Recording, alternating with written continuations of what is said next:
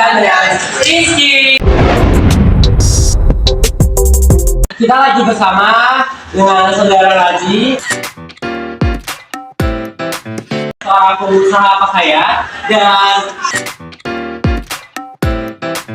seorang pengusaha skincare. Kita akan tanya-tanya bagaimana sih perjalanan Kak Raji dan Kak Grace mencapai titik ini menjadi pengusaha yang sukses. Kita akan tanya dulu dengan Kak Raji. Kak Raji, apa sih motivasi kakak menjadi pengusaha pakaian gitu? Motivasi saya itu dulu saya bisa dibilang keluarga yang sangat miskin. Jadi motivasi saya itu untuk kalau nanti saya sudah dewasa dan saya kaya, saya bisa menyekolahkan anak-anak saya dengan baik. Itu motivasi saya. Oh, sangat bagus sekali ya. Kalau Kak Grace, motivasi kakak apa? Jadi kan di waktu saya masih belum jadi pengusaha sekarang, saya tuh banyak menemukan kayak kasus-kasus bully diakibatkan karena perbedaan fisik. Itu yang motivasi saya untuk menjadi seorang pengusaha skincare, karena saya ingin membantu orang-orang itu untuk menjadi gawat dan tidak dipandang karena fisiknya yang terlalu buruk. Oh, kalau Kak Raji, kalau misalnya menjadi pengusaha pakaian itu berapa sih modal yang harus dikeluarkan dan apa-apa saja yang diperlukan dalam membuka usaha tersebut? Kalau modal itu tergantung kita mau buat toko sebesar mana. Kalau mau membuat toko di mall itu biasanya butuh budget setengah M. Makanya supaya ada kelangsungan, supaya banyak yang beli karena ada biasanya. Tapi kalau hanya untuk di Monja atau pajak itu mungkin ada lah ya, sama. Kalau Kak Grace, berapa sih modal yang dikeluarkan untuk membangun salon atau toko-toko skincare lah gitu?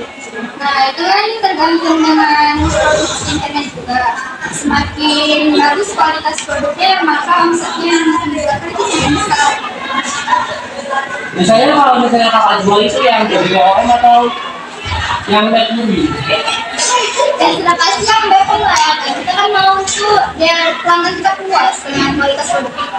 Nah, menurut juga mau tahu nih, gimana sih bedain skincare yang ada Mercury-nya dan skincare yang udah BPOM gitu, udah aman sih dipakai.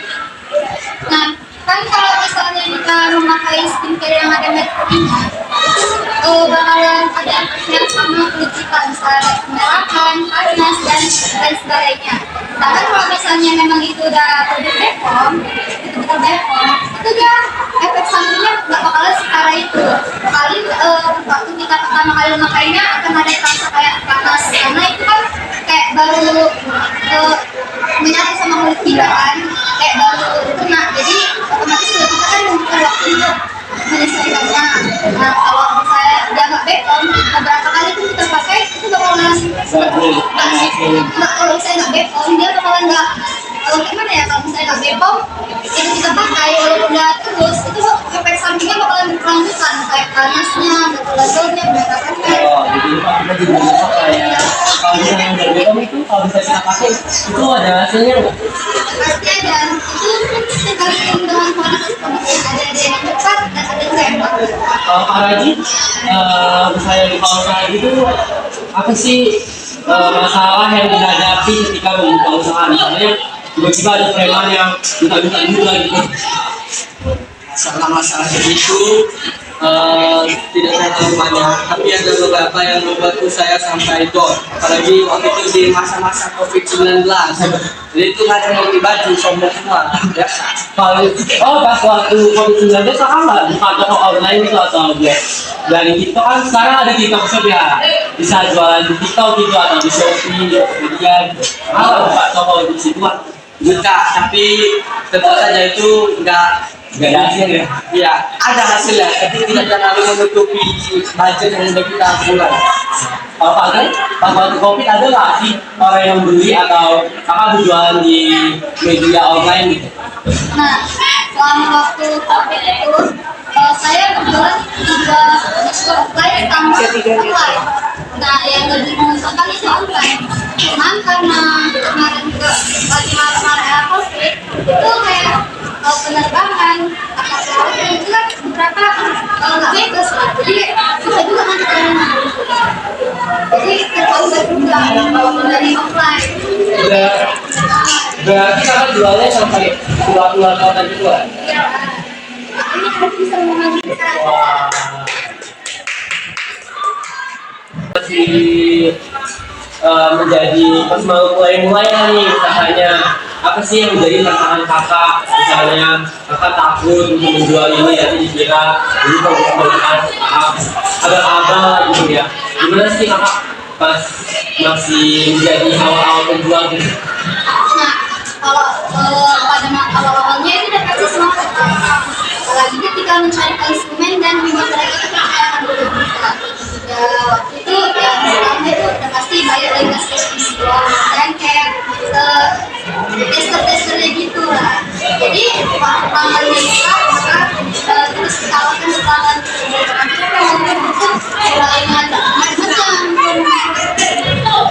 Pas awal-awal ada nggak sih yang kayak customer yang masih testing yang sangat jelek sehingga membuat beberapa hampir bangkrut lah gitu atau nggak ada lagi yang mau beli?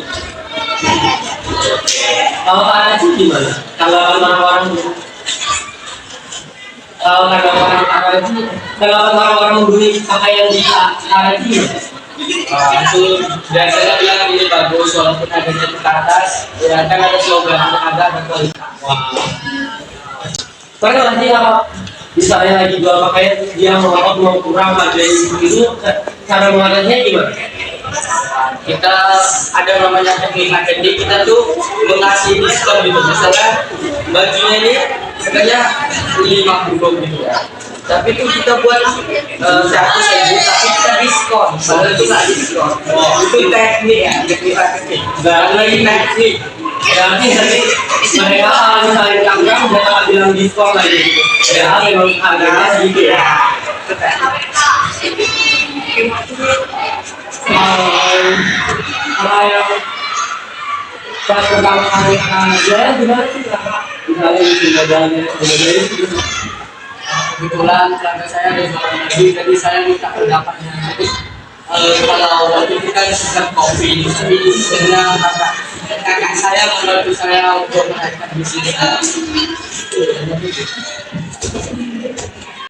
Ya, itulah wawancara kita. Terima kasih yang sudah nonton. Bye.